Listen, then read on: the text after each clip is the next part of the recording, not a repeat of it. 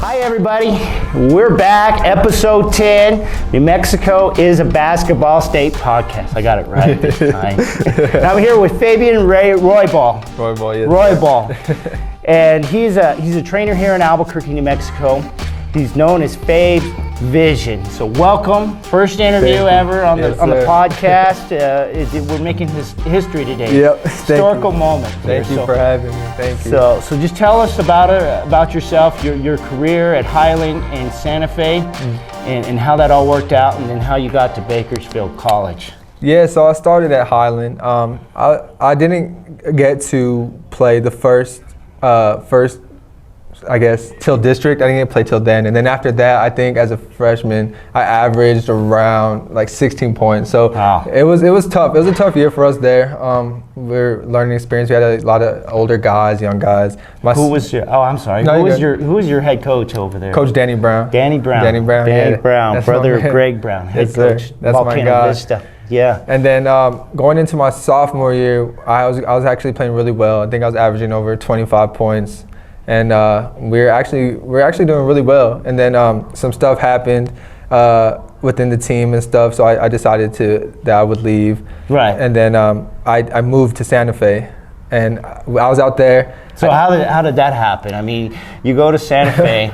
Yeah. You're complete culture shock from Central Route 66, right. And you're over here in Santa Fe now. Yeah, it was rough, man. I mean, we moved out there. We just thought we needed a change because there's a lot of negative influences. And right. I was leaning towards them. So my parents were just like, you know what, let's move. Let's go somewhere else.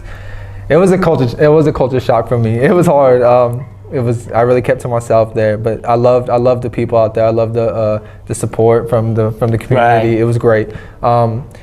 So going there, I only got to play the summer with them. I didn't get to play just due to NMAA transfer rules and stuff like that. But I was with the team. I was practicing with them. It was. I love the coaches. It was great to be with them. Well, I gotta ask that then.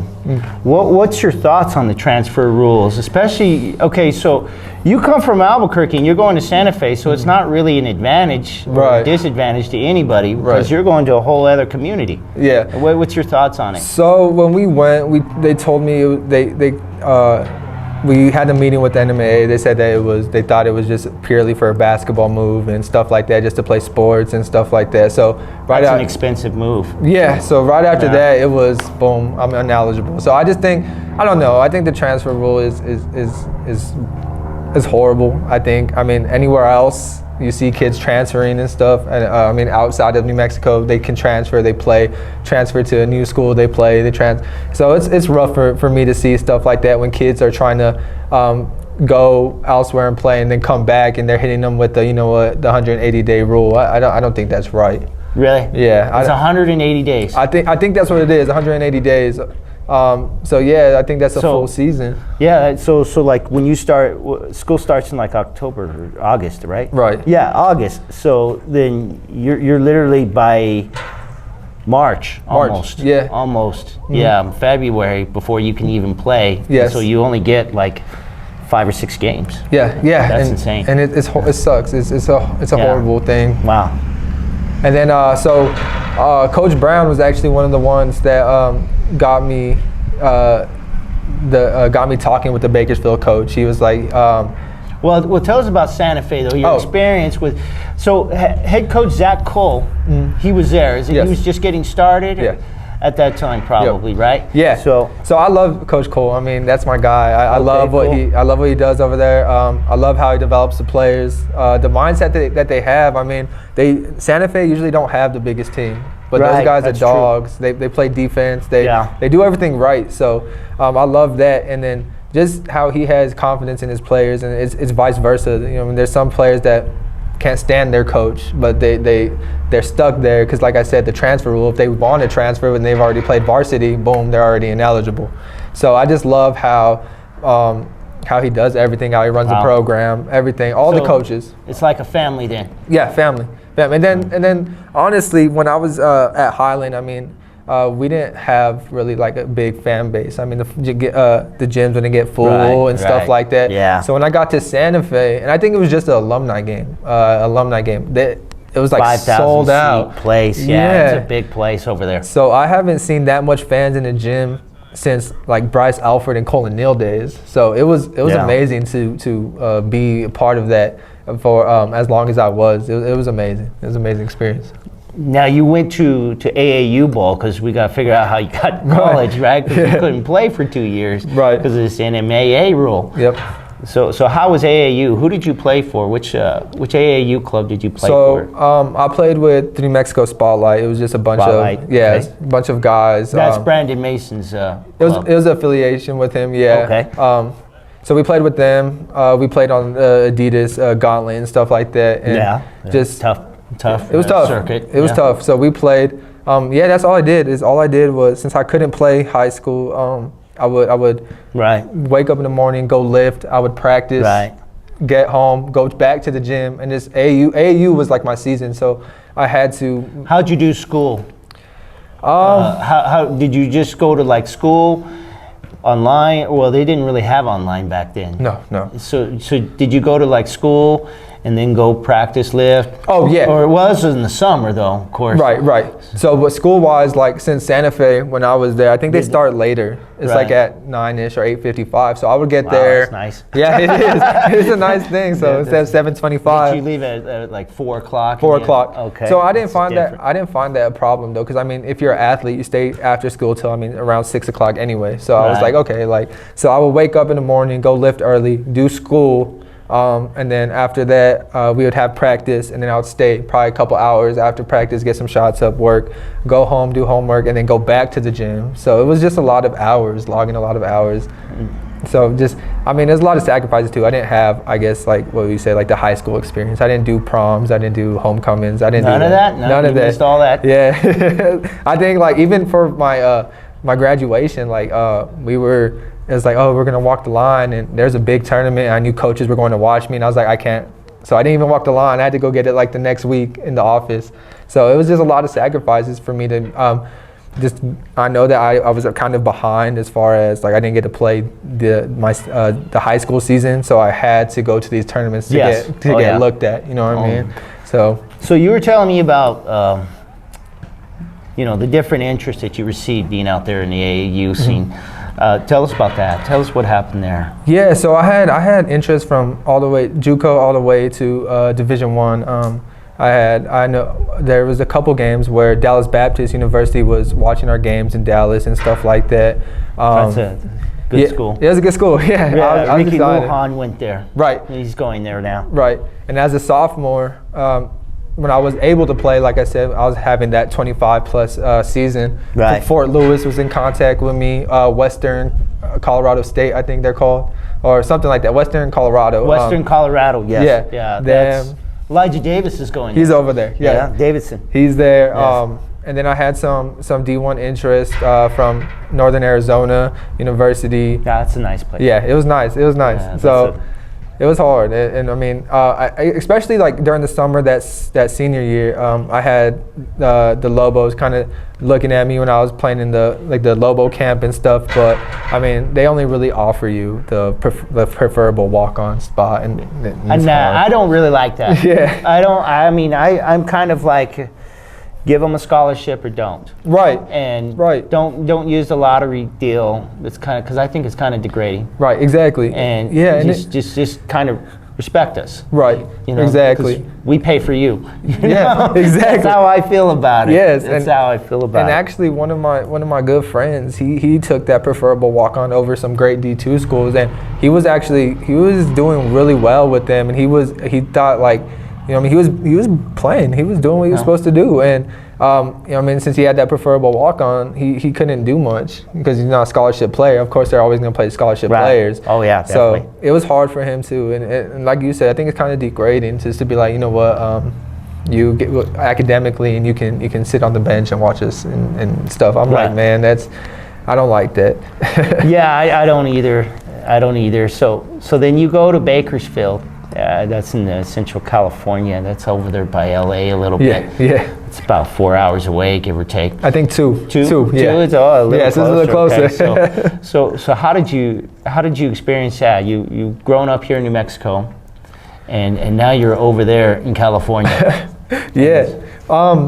It was cool. I mean, like it was me and my best friend went out there together. So it was amazing. I like the people that we met. Way more people. I think that, like Bakersfield, where I was at, it wasn't like your traditional JUCO, small town. Like it was a big school. So yeah, it's about 300,000 people there. Yeah, it's a good sized city. Yeah, so it was. I mean, it was nice. Like where we were at, I guess where Bakersfield is kind of. I guess what you say, I don't want to say like not the nicest side of town, but when we did get to like where Cal State Bakersfield is, it was beautiful and stuff like that. So it was nice. It was a nice place. There was good people out there that I've met that I still talk to today. It was a nice experience. It was very nice. So what kind of how did things happen over there at Bakersfield for you? And how did you end up back here? So I was actually playing really well. My coaches were telling me that I was doing what I was supposed to do, that I was gonna have a major role on the team. One of the things I didn't like is they were kind of trying to plan me to stay there for 2 years. I know sometimes people go both years, or some people transfer out 1 year, and I was just trying to do that because at that point I knew my ability, and it was just the grades at a point. I just had to go there, get some good grades, and then I could transfer. So they're kind of preparing for the 2 year and stuff like that. And I told them, I said, I mean, I respect it. And it was just other stuff as far as with my teammate. He went through some stuff, and I had to back him up. And I just felt like my name was kind of tarnished there. So I was like, you know what, I'm going to leave, and we'll see where I can go elsewhere. So I did come back, and I did have interest to go play other places. Right. And then my little brother was the one that was kind of like, man, can you stay and train? So that's when the whole training stuff kind of took off. Okay. Well, with that, we're going to get into some topics here. So stay tuned for that next take. Okay?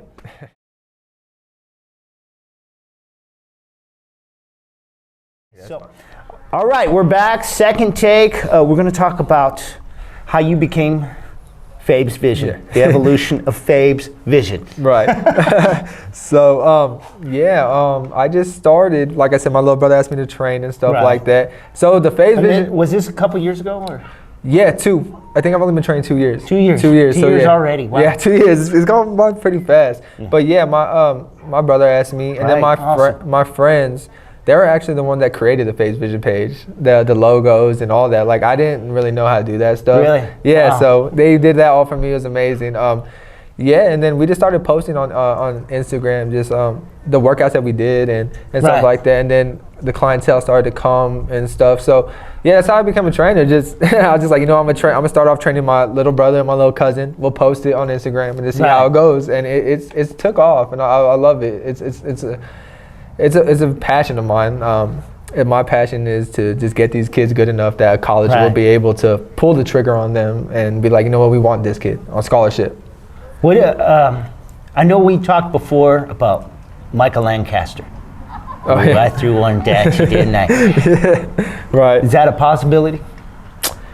In case you don't know, Michael Lancaster is a nationwide, or he's a big NBA trainer. He has his own brand, and he's very well known. So, is that a possibility, or are we still working on it? Yeah, that's a possibility. That's something I want to go into. Like, definitely. The social media part, I think I need a little bit more help with, because I'm not very. I mean, I just post stuff. I know that there's like certain you just stuff. Gotta throw it up. There. That's it. Just take your shots. Yeah, that's it. You try to get a high percentage. Right. How it works. And I actually do talk to some trainers that are NBA trainers, like Jordan Lawley. He's an NBA trainer in California. Out of California. Yep. He's a big Instagram trainer. So I sometimes, if I have questions, I'm like, hey man, what do you think about this and that? And he's really he's cool. He answers me back. Awesome. He's like, man, just keep doing what you're doing. And then another trainer, his name's Tyler. I think it's Tyler Ralph. No, not Tyler Ralph. Him too. But Tyler Ralph. Tyler, he's in Boston. I know his last name. He's like TLJ Training. He has 20K followers too. Big Instagram. Yeah. Guy, huge. You know. Awesome. And he's a young trainer too. So when I first started, it was kind of hard for me, because a lot of people are like, well, this kid didn't even finish college. This kid did yada yada. So I told him, I'm like, man, like, this is what I'm experiencing here. And he's like, man, I'm in the same boat. Like, he's like, I didn't finish college. I'm a year older than you. He's like, just keep doing what you're doing, man. Like, everything you're doing is right. it's amazing hearing that from those guys that they think like I'm doing the right things for these kids, because that's what it's about, is getting these kids to the next level. That's it. Right. So I think if I did a little bit more of the stuff that they did as far as social media, I think I could get my followers up there. It's just I have to do it. That's it. Yeah, it's not easy. It's not easy at all. It takes time. Right. It definitely takes time. Time consuming. Yes. Well, what's as far as New Mexico is concerned, we're a small population of 2 million people. Right. And you come from California, and then there's Texas and Arizona, all big markets. Right. And of course, Denver's getting huge now. Yeah.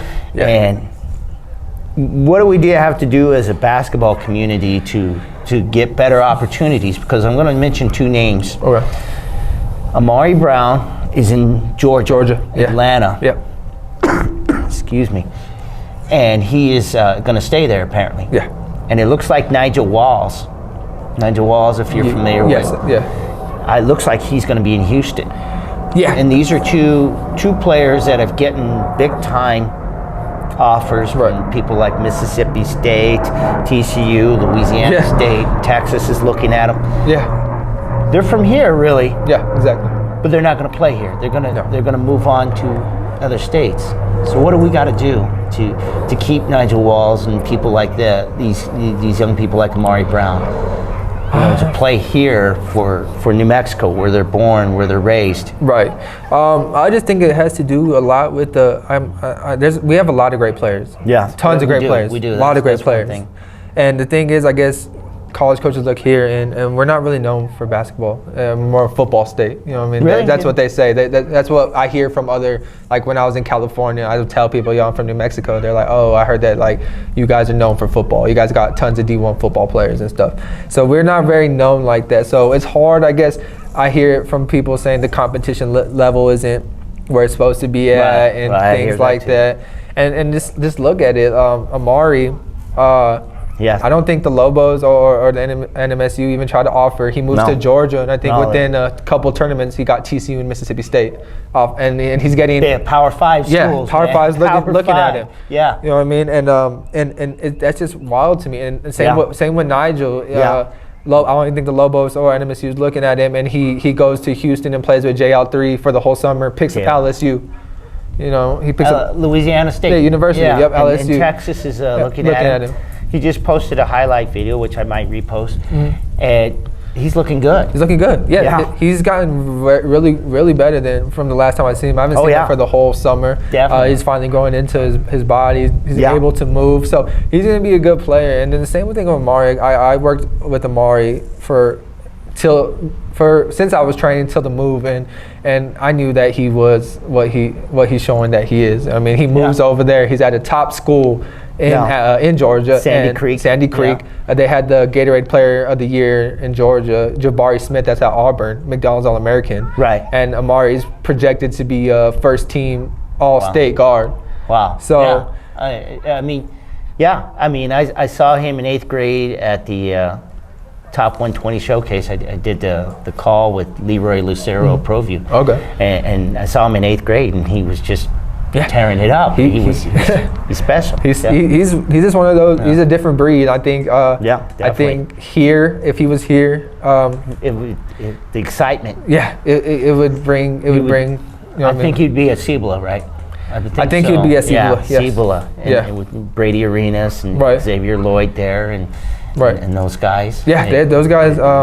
I mean, I think they're gonna have a pretty good team this year. Yeah. It just sucks to see that. I mean, I love his mother, and she's doing the best thing for him, and I think that was the best thing for him. Yeah. That's the best thing for him. If he's not gonna get the looks here, like I said, he moves and he plays 2 tournaments. New Mexico State doesn't even look at him. Yeah. And okay, let's be honest. New Mexico State is not that. Yeah, it's not that in the packing order, in the grand scheme of things. I mean, we got to be honest. Right, exactly. They're not there. Yeah, and UNM has been picked 8th to finish in the conference here this year, and I kind of don't expect. I'd say 15 to 20 wins possibly, because that's what the new head coach. That's what he's shown in the last 8 years. Exactly. Yeah. He's only had one 20-win season since he's done this. Right. Exactly. Yeah. It's just it's hard for me. I think he did have letters of interest from UNM, but like I said, not to pull the trigger on him, and he's in our own state. Like you can legit drive down the road and see him play, and yeah, you know what I mean, he's 5 miles away. That's it. Yeah, and it's and that's head scratching. Right. Yeah, and that's frustrating. I mean, like and it sucks because well, it goes into Las Cruces' William Deuce Benjamin and Isaiah Carr. Right. Exactly. UTEP rolled out the red carpet for Isaiah Carr. William Deuce Benjamin. Yep. Yeah, for Deuce, and you know he looks good in that UTEP orange. I'll be honest, he does. He does. And then Isaiah Carr goes to GCU, a school that went to the NCAA tournament last year. Oh, great program! Great program. Yeah, their fans are super program. excited, insanely excited, and that's awesome for him. Yep. And UNM brings in a guy from a 7-footer from some other country instead of considering Isaiah Carr. And that's fun. It's interesting to me. That's because Isaiah Carr's he's developed a nice he can play situation. Yeah, he can play, and I think that's always been UNM's kind of recruiting. Like we're always gonna go. Like we have tons of guys. In the past years, we get from Australia, we get, you know what I mean, from Spain and stuff like that. So it sucks like these kids can't stay home and play at home. We have kids in their own backyard. Isaiah Carr and then you have William Deuce Benjamin. They signed a player from Centennial over in California. Yeah. And I vaguely saw him a little bit at Section 7 in Phoenix. Okay.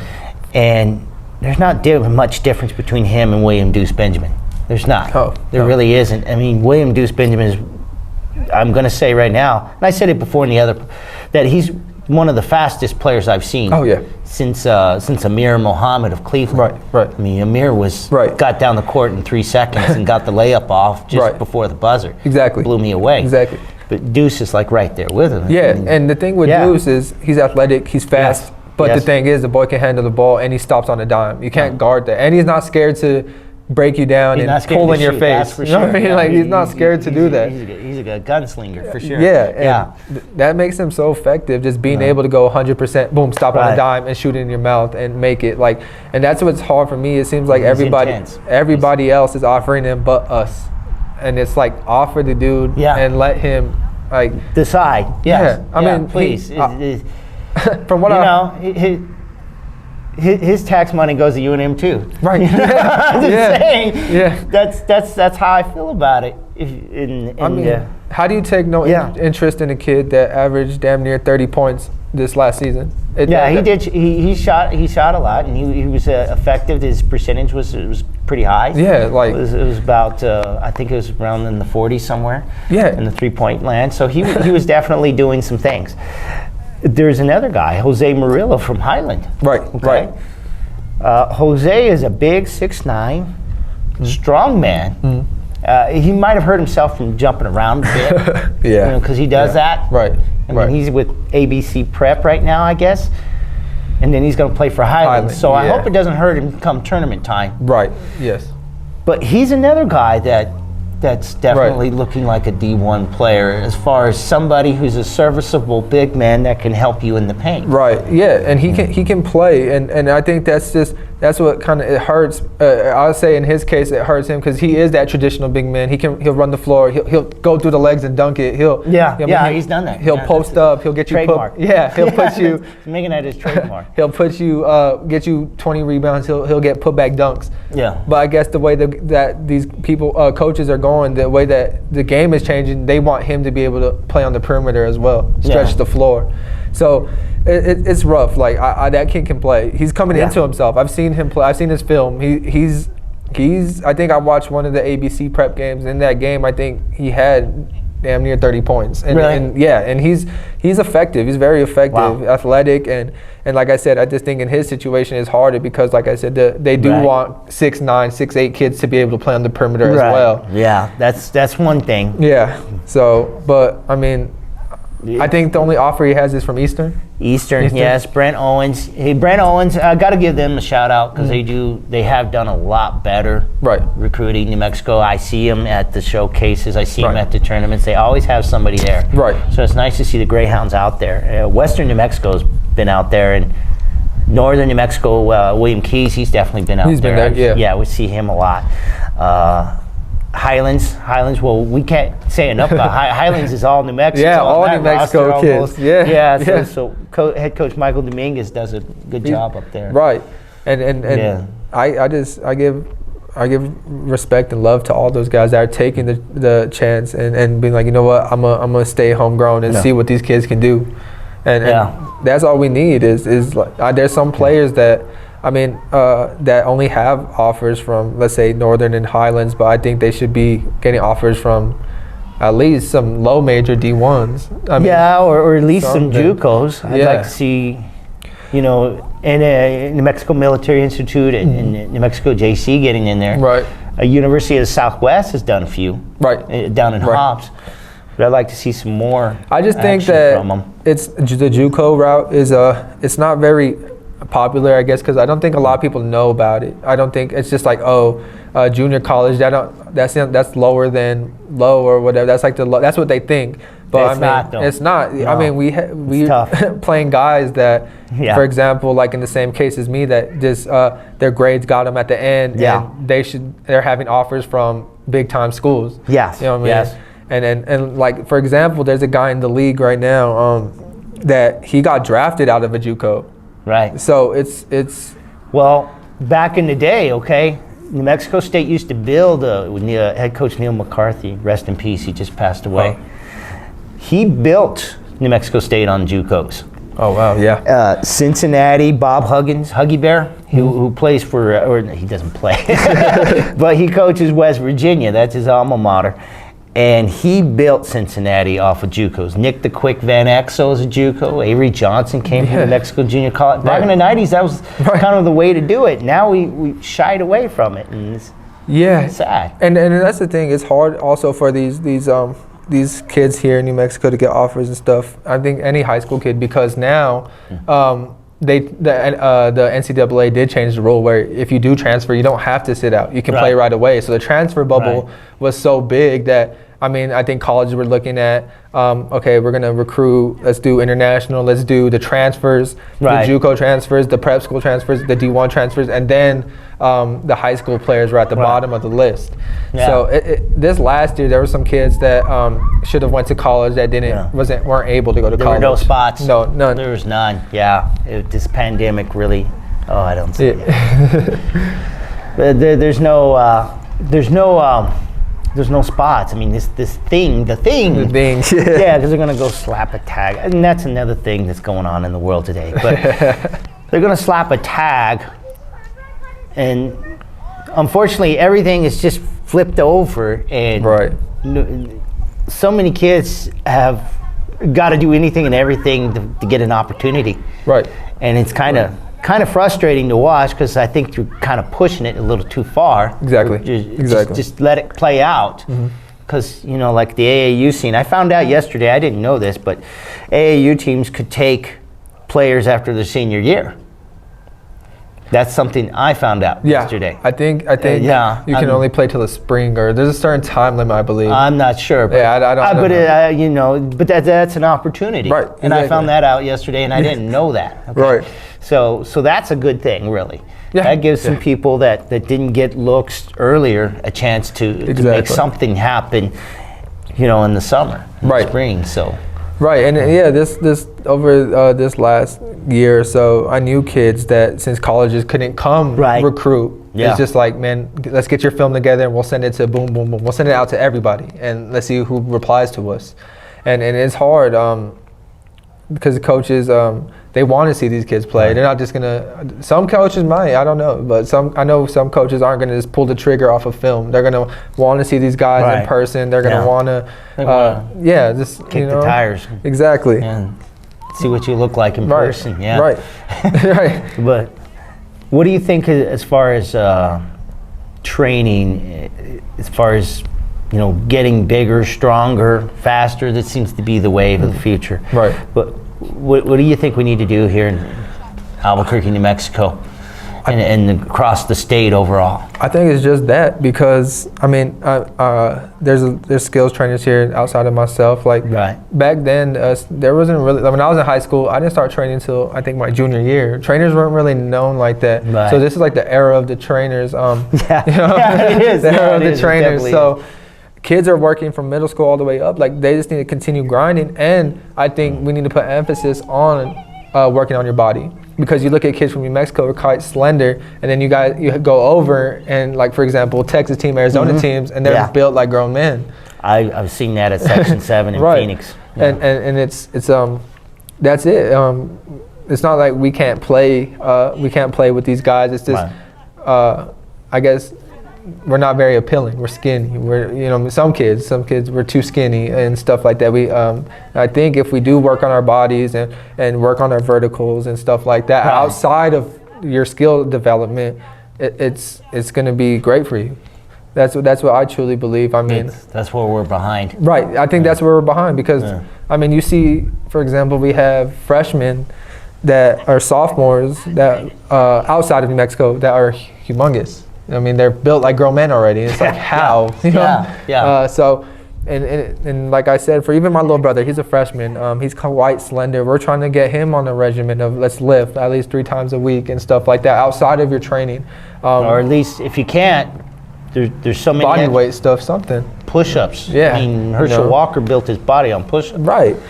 Exactly. And I just think that we don't emphasize that a lot. I know certain kids that gone into their freshman year, coming out their senior year, built the same way.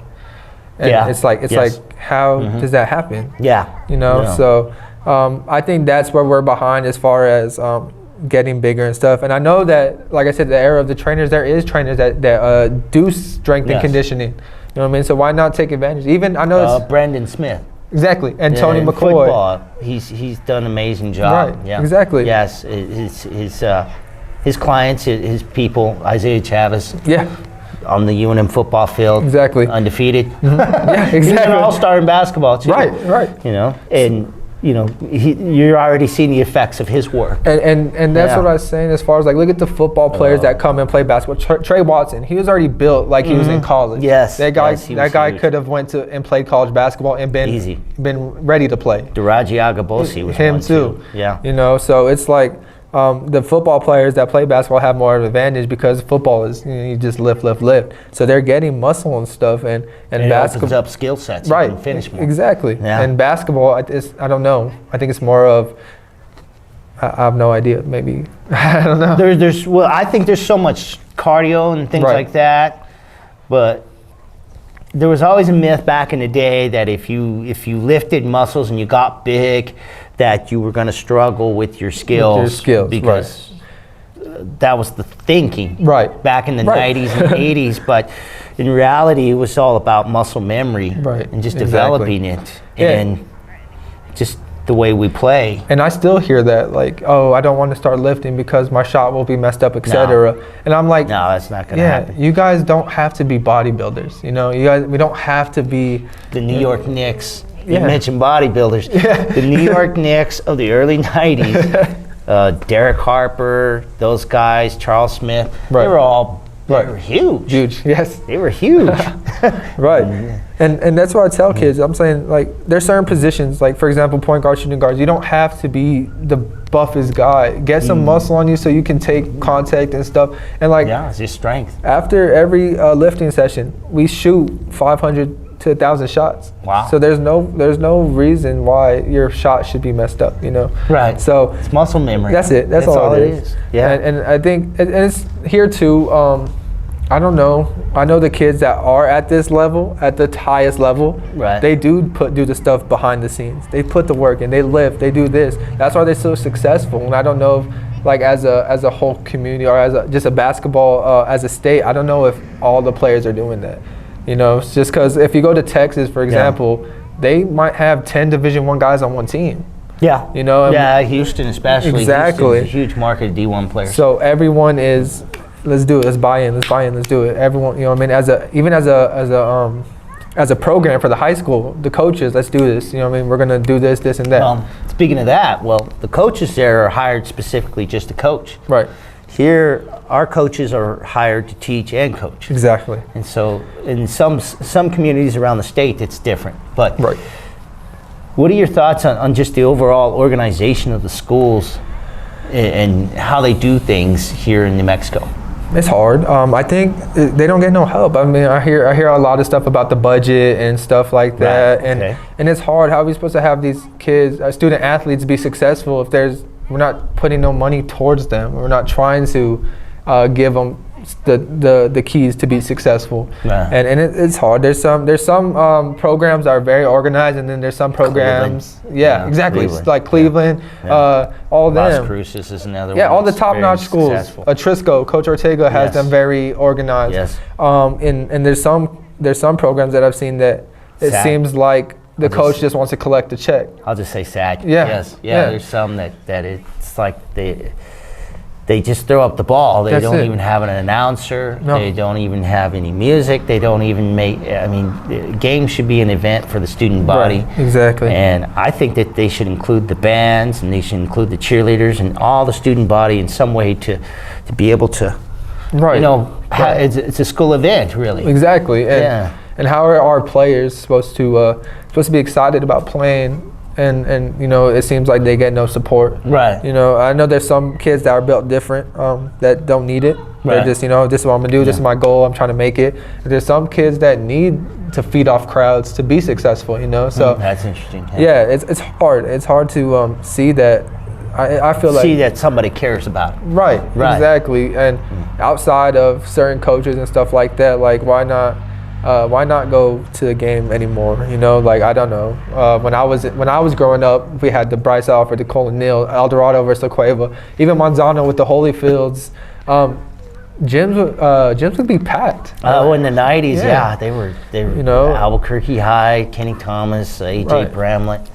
And it seems like we can't even get over a couple hundred to go watch the games now. And we need more businesses involved too, because there's so much opportunity to sell things, to sell food, to concessions, the whole 9 yards. Exactly. And like I said, I just feel like I wish that they would do more for these athletes as far as money, give them opportunities to go. I mean, you know, play even like events as a high school outside of the New Mexico area. I don't know how all that works as far as like, I don't know if you have to be approved and stuff like that.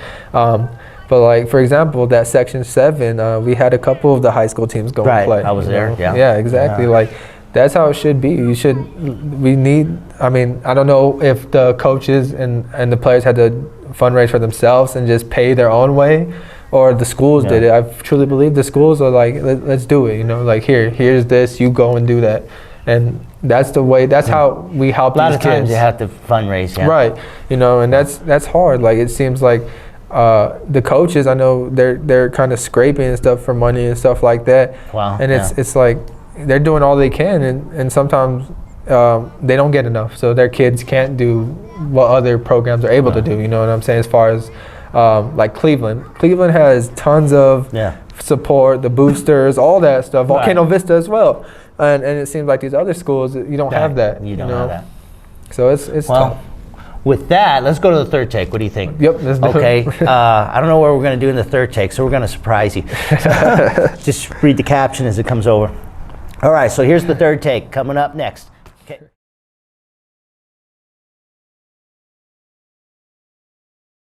Okay, we're back. Third take. Third take already, man. We've done a long one today, but we got a lot to talk about. So, what's on your mind?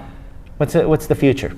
I think the future of basketball in New Mexico is looking really good. I mean, just the kids. Like I said, the era of training, of outside of just your high school practices and stuff like that, going to the gym, working with your trainer, getting better, getting your skill better. You know what I mean? I think there's a lot of young kids that I've seen that are coming up. I'm excited. Yeah. I'm excited for, like, example, the 2024 class, 2025 class, even the 2023 class. We got tons of tons of players, you know, and it's hard to see if they're going to separate. Right. Who's going to separate from who? Exactly. Yeah, they're all like right there. Right there, exactly. Yeah. Yes, like tons of good players. Tons. There is. There is.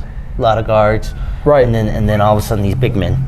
Right. Yes. Yeah, They just pop up out of nowhere. Yeah. So I mean, I think with the era of training and stuff, that I mean, these freshmen and sophomores already have skill levels as if they were upperclassmen. So then the basketball is going to be more competitive, and the basketball is going to, you know what I mean, it's going to be fun to watch. Shot clock. I believe that we should have a shot clock. I mean, I don't like you score 2 points and hold the ball for 4 minutes, or 5 points and hold the ball for 3 minutes. I think that's another thing why coaches don't want to come here, because we don't play at the pace of let's go, let's run, let's go up and down, let's do this. You know, I mean, sometimes our scores are in the 30s and 20s. Yeah, they are a little bit sometimes low. Yeah, you know, and then when you do have those games with certain programs, they're in the 80s, 90s. That's how it should be. That's how we should play. We should play fast. We should be able to play at such a pace that in college, when we get to college, they're able to play that. You know, because I think as far as me going to college, I played a lot of AAU, but even like practicing in the high school and stuff, we were taught to run sets and stuff, or hold the ball and stuff.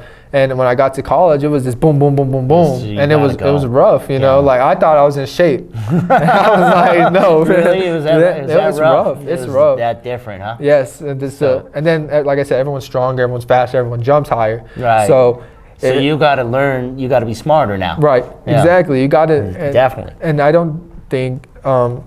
It seems like sometimes some of these players become robotic being in systems, certain coaches' systems, you know, like, and then you see them at the AAU level, and you're like, yo, where is this in high school?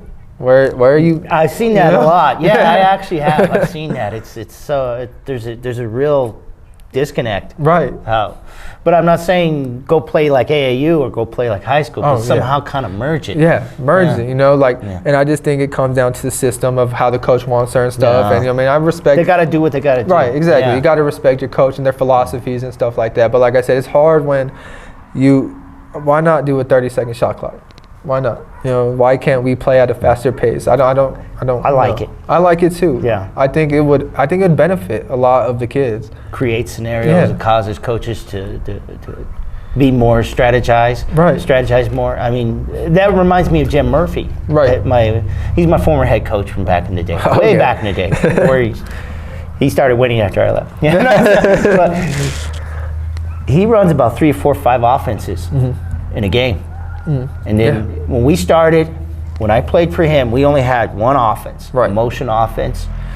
And I chuckle and I smile because I still see it every now and then. And that was 25 plus years ago. Right. This same offense, I see it for like a possession or two, and then it goes away. And then you'll see 4 or 5 different offenses. Exactly. But I'd like to see a lot of coaches like that, just really strategize. Right, and I feel like Coach Danny Brown at Sandia is hopping on the trend, because my brother played them this last weekend, and they get the ball out the net, and they're gone.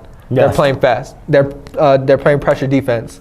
I mean, they're trying to score early. I feel like that's how it should be. And then if we can't score early, then let's get into our offense. Not just let's come down and run a set every play. I mean, let's have some transition offense. Let's play back and forth. Let's not. I mean, I think so much coaches sometimes slow down the game to where it affects them in the end. That they end up losing the game because they slowed it down. Rhythm-wise, yes. I feel like there is a time to slow down the game. I mean, if it's getting chaotic and certain stuff and sloppy, slow it down.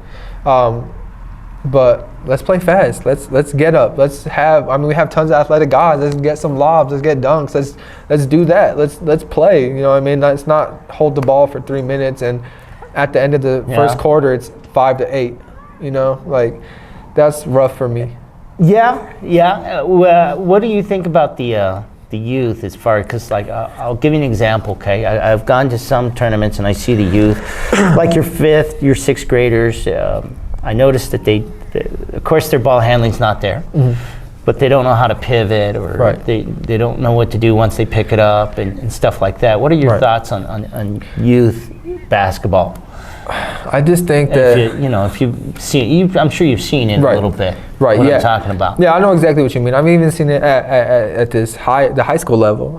Certain really? kids, certain kids still don't know how to do certain stuff and stuff like that. I think that's just how much time these coaches invest in their players. Right. You know what I mean, there's no reason that at 5th grade or 6th grade, even though you're young, you shouldn't know how to pivot. You shouldn't know how to you know what I mean, do a layup without traveling, certain stuff like that. Right.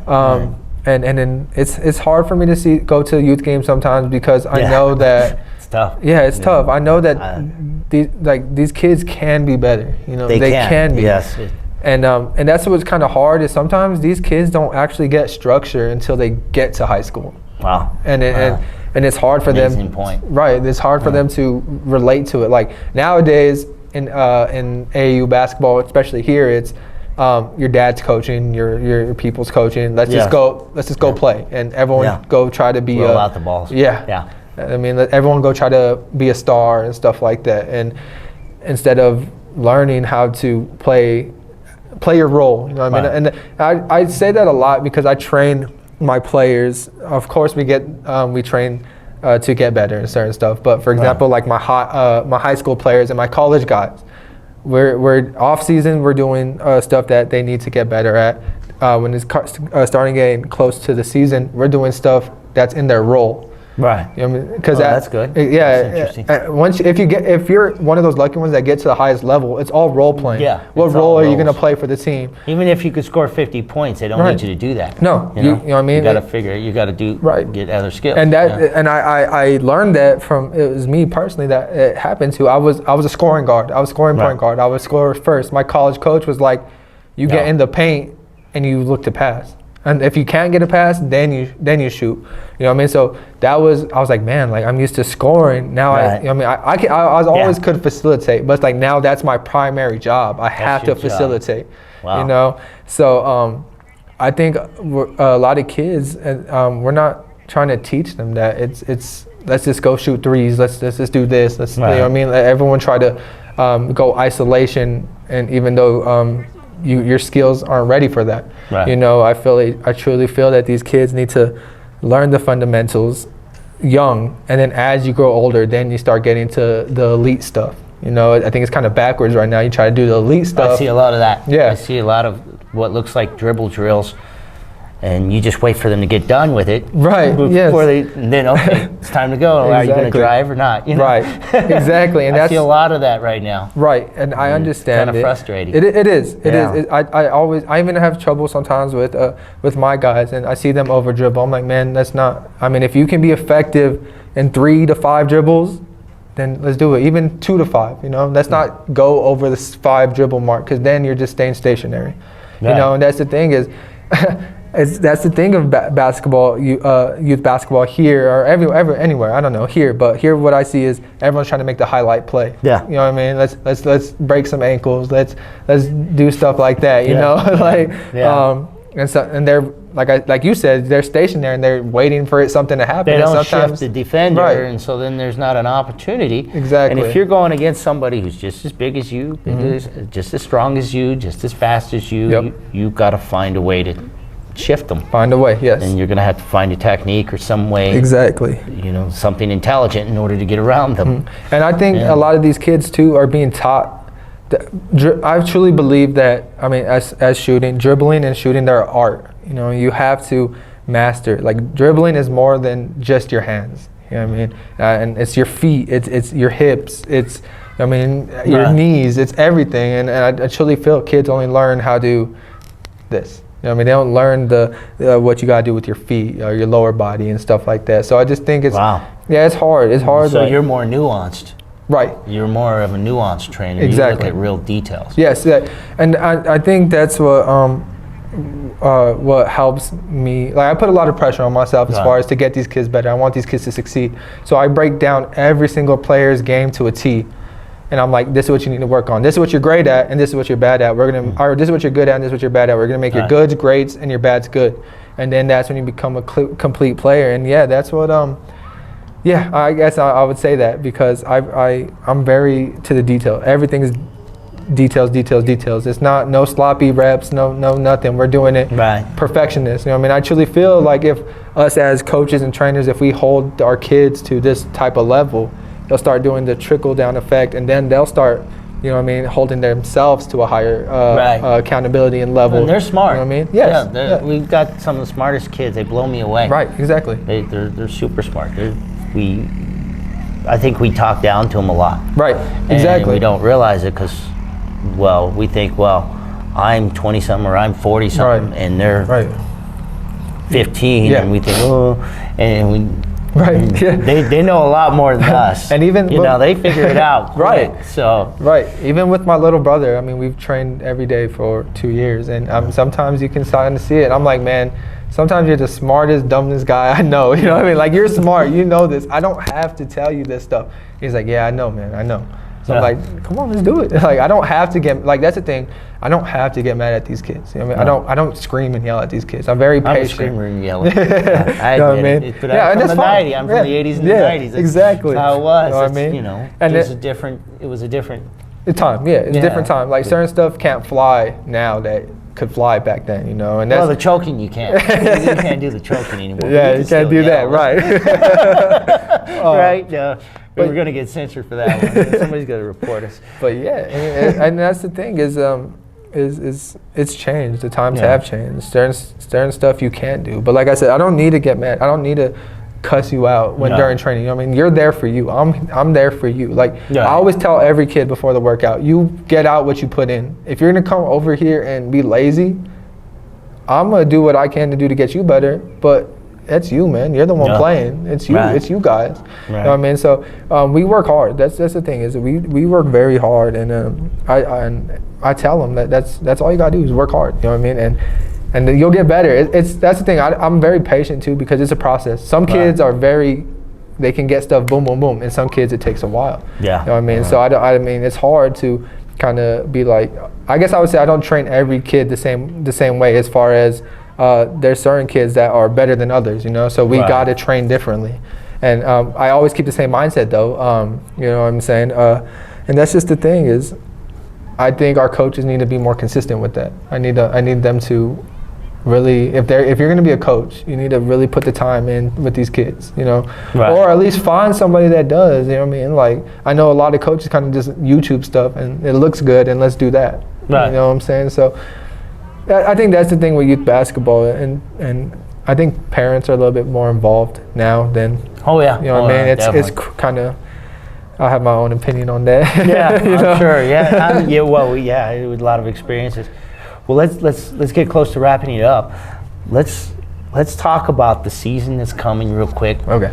We're gonna get your take on who's coming up, which teams are coming up, and just if there's somebody that you think is gonna be a good one, throw them out there. Yeah, for one, I think one of the good ones is going to be, Atrisco's always going to be good, but I think Javier Mendoza out of Atrisco, that kid is I think he had a breakout season last year, but they didn't give him his respect.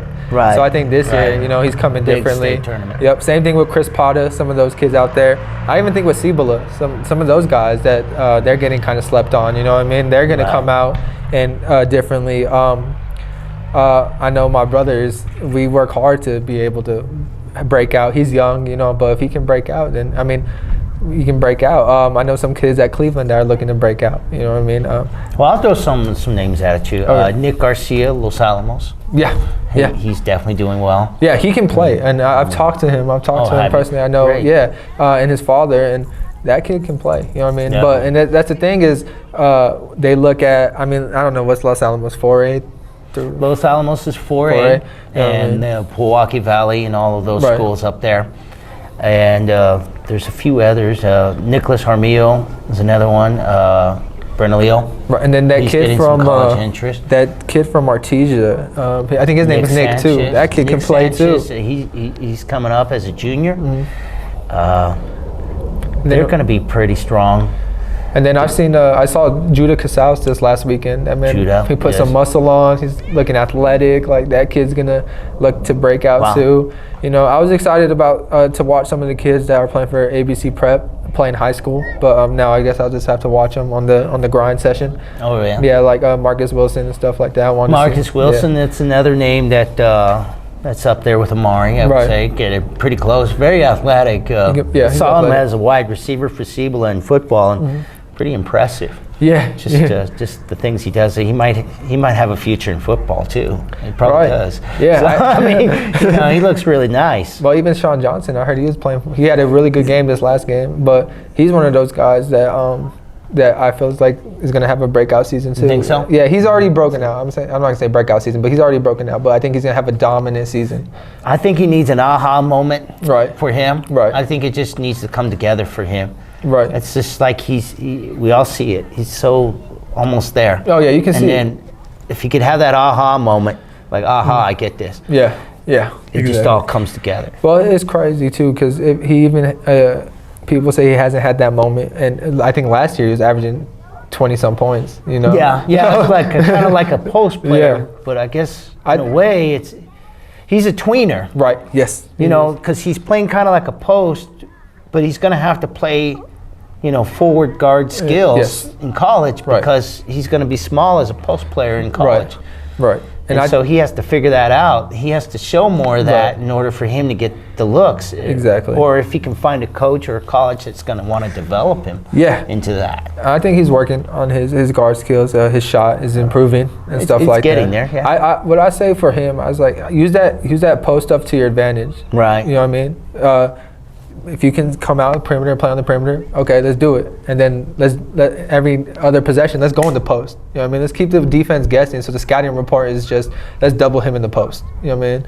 Let's do stuff. Let's shoot the three. Let's break down your defender. Let's hit the mid range. Let's do stuff like that. Definitely. You know. So I think honestly, I'm excited. We have a lot of good kids that I think are going to have Antonio Avila. Him, Cleveland. He's probably one of the best athletes I've seen in a while. He plays track and baseball. Yeah, he plays everything. Yeah, he's going to play college in one of those sports. One of those, for sure. Yep. And he's another guy that I think is going to break out. Right, and I think even Highland has, outside of Jose, has some guys that will break out. Alexis Dominguez. And then they have another tall guy. I don't know his name. I want to try to pronounce his name, but I can't.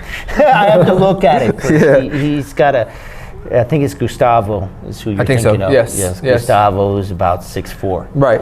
And then there's another one I think is around 6'4" too. Yes, like they can be a really good team. And then of course, let me think. Hopefully, if Jose Murillo is able to play for the state I don't know how all that's going to work. Thing doesn't. Yeah. Doesn't eat up his numbers, is allotted amount of games he's allowed. Yeah, exactly. Yeah, I don't know how that works. That hurt him last year. Right. Yeah. Exactly. Highland didn't have him for the state tournament last year because of that. Yeah, but I think there's a lot. I'm not going to say there's just going to be one certain kid. I think. Jalen Gore. That guy can play. Tops. Yes, my brother actually played on with the West Texas Blazers organization that he plays with. So we got to watch. We used to watch. I mean, this last summer we watched a lot of him, and that guy can play. He's another kind of a secret. Right. A little Exactly. bit. Yes. Javen Beltran from Centennial. He's one I've seen online. Oh, okay. So I haven't seen Centennial in a while. Okay. It's hard to see them when you have 30-something plus schools here in the metro. Right.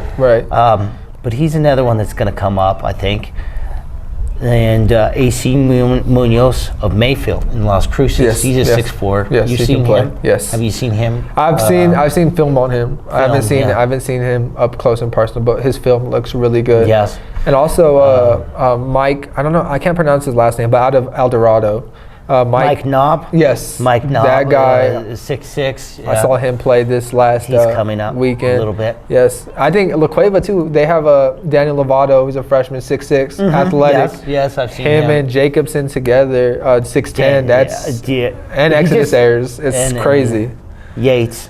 Yes, Yates too. Yes. So they're going to have a good team too. Yeah, I talked to them yesterday, and I can't say his name right now. Santavius? Yeah, something like that. I think it's something like that. Oh man, it's something like that. He's gonna get up. But Yates, I'm gonna call him Mr. H. Just like I'll tell you a funny story. Okay, so top 120 showcase. We could not pronounce Diraji Agabozi's name. Right. Well, Leroy couldn't, but he kept trying. And I just kept calling him Mr. El Dorado. Yeah. Because I couldn't do it. It's a difficult name. So I'm just going to call Mr. Yates Mr. Yates. Right. Well, and that's what he'll be known as now, right? So, yeah, he looks really good. And they were talking about how they want to be state champions. I think they have a good chance. And they have a chance. I think if they can play however their coach wants them to play and let Exodus lead them and facilitate for everyone. Yeah. Sheesh. They're going to be a dangerous team, I think. Two more. Let's see. Anthony Alvarez. Him, yes, he can play. It's going to surprise us all. Yes. I truly believe that too. I've seen him play. Yes. Yeah. He's like our own Derrick Rose in a way. Right. He's got that motor. He can play, yes. Man, he's fast. So he's going to surprise us all. But I look at Las Cruces, okay? They have the Carr brothers, Isaiah and Caleb, and I understand Caleb is as tall as Isaiah now. Yeah, I heard he had a growth spurt. So did he? Yeah. So I'm hearing 6'11", the Twin Towers. Yeah. Then you have Caden Self at 6'6". Yes. I think he grew 2 inches too, right? I think so. Maybe. So he's another guy that's like right there, D2, maybe has some moments and might get a D1. Yeah. Maybe. Right. And then you got William Deuce Benjamin, the player of the year last year. Yeah. So, I don't know if anybody's going to beat these. I think they're going to go undefeated down there in Las Cruces. Oh, definitely. Yeah. Yes. And I don't see them losing. They could go undefeated the whole year. But here's the thing. This is the biggest game that I think nobody's talking about yet. And I'm going to get time off work and I'm going to drive down there to get to this game because it's going to be special. Las Cruces is going to play Chapin High School out of El Paso. Yeah. And you know who's on that team. Yeah. KJ Lewis, who is 25th ranked. Yeah, 5-star, definitely. 5-star, 25th ranked in the country. Okay, he's the 25th best player in the country. Right. And you got Anton Holmes, who's receiving D2 offers, and then there's this other tall player, very tall player, and unfortunately Langdon, I believe, Langford. I think so. I will look up his name and I'll tag him. Yeah. But that's possibly going to be one of the most talented field games. Oh, definitely. And this state is seen in forever because it's going to be played at in the Pound, I'll call it, the Bulldog Arena. I'm not sure what it's called. Don't at me, please. Don't get upset at me. It's in the Las Cruces High. Sheesh. And it's going to be on the 30th of November. Oh, wow.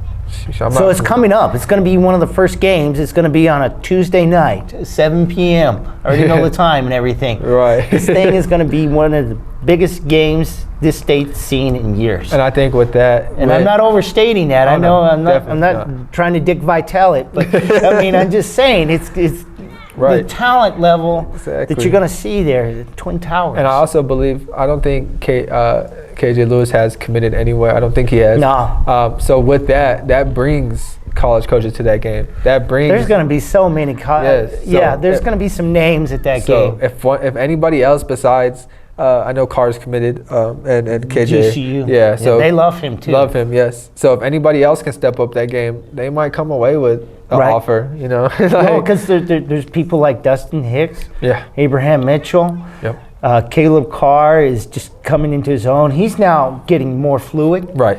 Yeah, I think he's going to be a different player than his brother Isaiah. Isaiah was more of a shot blocker. Right. Went after everything. Caleb seems a little different right now on the stage. Right. Yeah, I haven't seen much of Caleb. I'm really. I wouldn't say close with Isaiah, but we talk a lot, and then I've seen him, but I haven't seen Caleb yet. So if he can, I'm excited to watch both of them play together. I'm excited for that.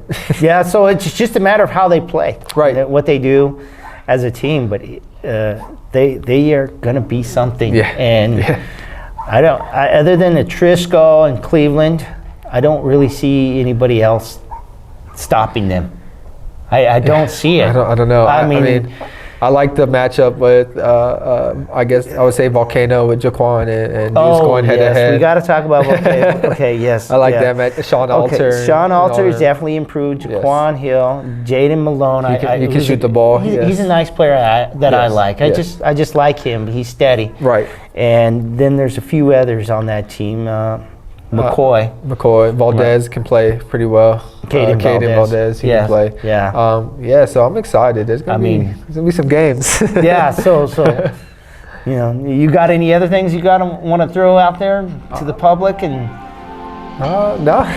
Just if you're serious about pursuing college basketball or just pursuing to get better as a player, reach out to me. I work with anybody, and let's see what we can do. Phage Vision. Do you have a website? I don't have a website, but you can follow me on Instagram at Phage Vision B-Ball, and I'm pretty active on there. I answer back pretty fast and stuff like that. So, and Facebook too. If parents have Facebook, you guys can add me on Facebook at Fabian Roybal. You know what I mean? Right. If you guys really want to pursue trying to get to the next level, I mean, let's do it. Let's work. All right. So Fabian Roybal, yes, it's been a pleasure. Thank you for having me. All right. Thank you for watching. Thank you for playing. You have a great night.